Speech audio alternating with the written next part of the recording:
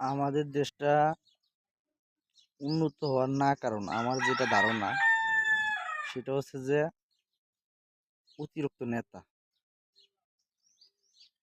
ধরেন একটা সমাজে কমপক্ষে একটা দলের 50 জন নেতা থাকে শুধু একটা ওয়ার্ডে। এরকম বাংলাদেশে ধরেন সক্রিয় পাঁচটা রাজনৈতিক দল আছে: বিএনপি, আওয়ামী লীগ, জামাত, চরমনাই, জাতীয় পার্টি। এগুলার ধরে আরো আছে, মানে এগুলার ধরলাম আপাতত।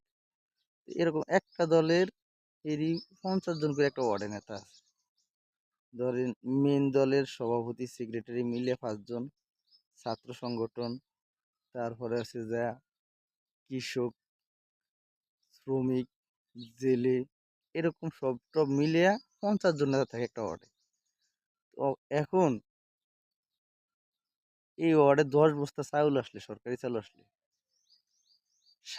স্বাভাবিকভাবে যেই নেতারা দলে লেগে কষ্ট করছে নেতারাই দিয়ে পাইব, সাধারণ মানুষ কিভাবে পাইব?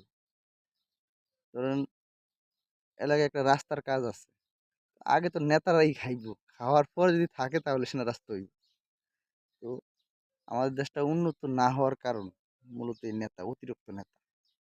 তাই এই সমাজ, এই দেশ এই অতিরিক্ত নেতার চাপ নিতে পারতেছে না। তাই দয়া করে এই অতিরিক্ত নেতা কমায় লওয়া উচিত। একটা সমাজে, একটা দেশে এত নেতা থাকার কোনো দরকার নেই। ঠিক আছে? সমাজে অতিরিক্ত নেতার ভার নিতে পারতেছে না।